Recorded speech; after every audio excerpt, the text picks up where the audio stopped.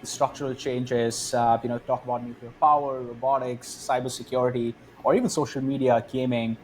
Many of, again, friends and family see their children spending more time playing games, consuming entertainment in a very different fashion. They're excited about buying EVs and their Teslas.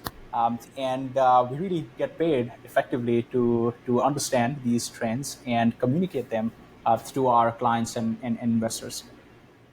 Great. So it seems like from your college years, you may have known what you wanted to do when you grew up, type of thing. What sparked your interest in disruptive technologies? Well, as you laid out there, I have an engineering and technology background, and I think up until grad school, I was pretty convinced that I was going to spend my career mainly focusing on research or working for maybe one of the largest technology companies. That's sort of the traditional path there. But I was always fascinated by finance and investing, and although I didn't have the conventional sort of background, I did apply for jobs. Luckily, ended up getting into this amazing boutique sell side firm, which was my previous role, working for this guy who had spent the last 3 decades covering technology stocks, and was looking for a refreshed perspective. And while I looked at many of the patterns, many of the technologies from a very thematic and technology focused lens, he added the financial angle of it, and that sort of gave me my start on the street. Spent 5 years doing that, and then for the last 3 years, I've been covering technology and now thematics for GlobalX.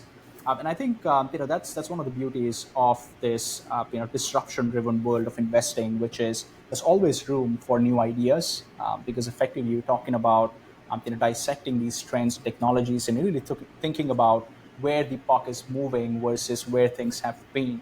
When you think about AI, robotics, cybersecurity, there's very little precedent to understand the commercialization of these technologies, and I think that's the opportunity that needs to be addressed, and the gap that even firms like GlobalX try to fill. And I do think that we have very strong undercurrents, like the innovation that we're seeing with artificial intelligence, that can help us grow at a much faster rate and really overcome some of these hurdles that we're seeing here right now.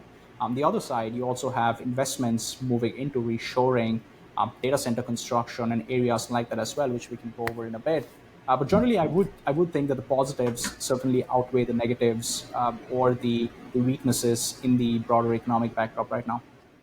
So, in your view, with AI, it's more like we're installing a turbocharger into an engine that's already running smoothly, not trying to resuscitate a broken down car. Is that fair?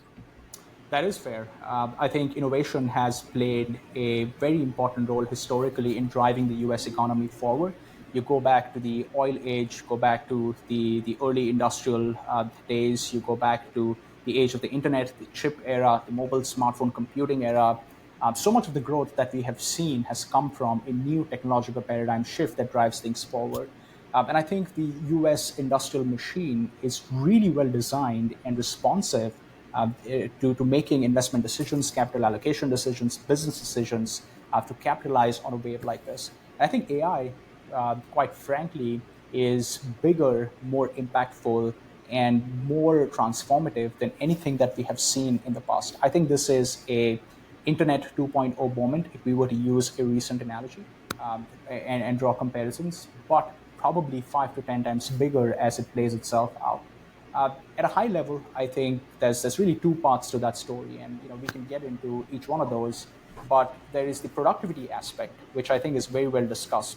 Artificial intelligence can make us more profitable, more productive, focused on things that only matter. And the other side of it is trillions of dollars in investment that needs to happen to make AI possible. And I think both of those factors are going to be the drivers of this new economic engine. So, what do you think? I think a lot of the media is spending a lot of time on the hype around AI. What do you think the risk is that we might be overestimating how quickly AI can deliver that kind of broad productivity boost? I think there is a timing factor to it. How fast can we achieve the gains that we are really looking for? I think there's multiple nuances that we need to take into consideration here relative to maybe the internet or some of the other sort of information age productivity benefits or information age paradigm shifts that we have seen in the past.